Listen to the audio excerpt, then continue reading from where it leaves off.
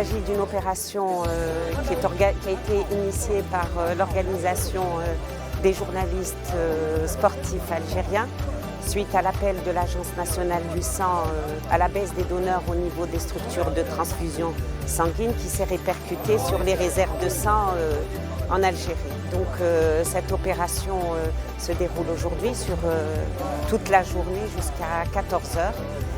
Nous avons vu beaucoup d'athlètes et de journalistes se présenter aujourd'hui parmi nous et on les remercie. Et on remercie vivement tous les journalistes de l'organisation des journalistes algériens sportifs et bien sûr sans oublier la Fédération algérienne de football qui est présente ici parmi nous. ونحن اليوم حاضرين باش يعني نتبرعوا يعني اولا في سبيل الله، ثانيا يعني في سبيل الشعب هذا، للشعب الجزائري، الشريحه اللي تشات في هذا الوباء. ونتمنى ان شاء الله الرياضيين، العائله الرياضيه كلها تكون اليوم هنا حاضره باش يعني تبرهن مره اخرى العائله الرياضيه جزء لا يتجزا من الشعب الجزائري. حقيقه المبادره هي المبادره التاليه لجمع تبرعات الدم بالتنسيق مع يعني الوكاله الوطنيه. الهدف منها هو يعني جمع اكبر كميه من الدم عشيه شهر رمضان الكريم، وهدف فتحناها الى العائله الرياضيه والاعلاميه، وين شاهدنا اليوم حضور يعني قوي للرياضيين، للصحفيين، وحتى يعني رؤساء الاتحادات والرابطات.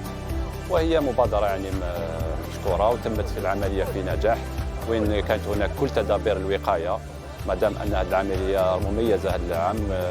رانا يعني التبرع بالدم يتم في ظرف حساس وين كاين انتشار تاع فيروس كورونا كوفيد 19، وين كانت هناك اجراءات خاصه للمتبرعين، والحمد لله تمت العمليه في احسن الظروف، ونشكر جميع من ساهم في هذه المبادره. شكر لكل من ساهم في إنجاح هذه المبادرة الخيرية التضامنية، تضامنا مع المرضى الذين هم بحاجة إلى مادة الدم الأساسية في استمرارهم بالحياة. المنظمة الوطنية للصحفيين الرياضيين الجزائريين تشكر أيضا الاتحاد الجزائري لكرة القدم على مرافقته في إنجاح هذه المبادرة، وكل الرياضيين وكل المسؤولين والمواطنين العاديين أيضا الذين جاءوا وتبرعوا بدمهم من أجل تلبية حاجيات المرضى. فألف شكر لهؤلاء، وأيضا ألف شكر أيضا لمستخدمي قطاع الصحة الذين نعتقد أنهم الأبطال الحقيقيون الذين واجهوا هذا الوباء الخفي والخطير بكل ما يملكون من قوة. فمرة أخرى شكرا للجميع. اليوم يعني الحمد لله نقدر نقولوا كلمة ومبادرة محمودة جدا. نشكر يعني خاصة المنظمين، وبالأخص نشكر يعني كل المتبرعين.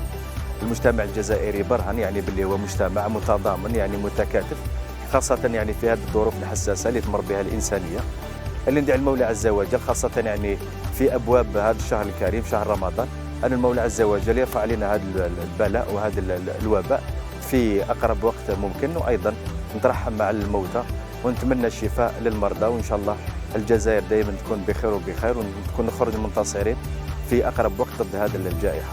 السكي الملال الذي وكان أدنك سيدا من سنة تميون دهجان فدوك ليكي هير النغمسن نتموتنا وحريش بودال لو كذا تكوانيت فغنا يكتجمعنا إذا من الساكن الملال ذاك اللي سقى لا كوبول يوكن أدن في كاين مونزمار ذاني قرزن ولا غافي ساد جيوف تالي يوارن وضرب لي الجزيرة مطاسة مولا أثنتان جيوف تالي عند عطان كورونا فيروس يخدم خسار أقلا يونواس وقبل رمضان فيا التصي موضانيك تحويج إذا من نساد أدنف نكونيسين غماسن سينا دالن سيم ضبران يوكلنا أني لك تساعد كي تساعد يساعد نزل مقرن نسالم يلتكلت ثقباني تكيت حواجنا أني اللي تساعد يوكل أنصوض خرصوم شيط بوني موزمر يموضان بلا شك ترجل سواطاس. C'est une action noble parce que في هذا الوقت مع الكونفينمون مع الكورونا فيروس اكسيتيرا صعيبه باش نديرو كوليكت دو سون اليوم درنا هاد لوبيراسيون باش نجمعوا يعني لي بوش دو سون باسكو كاين دي مالاد كاين دي زوبيتو يستحقوا الدم وحنا يعني البوبل الجزائري معروف بلا سوليداريتي تاعو بالمحبه تاعو تكاتف يعني الجهود باش المصلحه العامه. حنا اليوم لوبيراسيون هذه نجحت بفضل يعني الناس اللي جات والناس تاع البيرسونيل ميديكال ولي ميدسان وكاع يعني سو كي سون كونسيرني بار لوبيراسيون تجندوا يعني باش تكون عمليه ناجحه.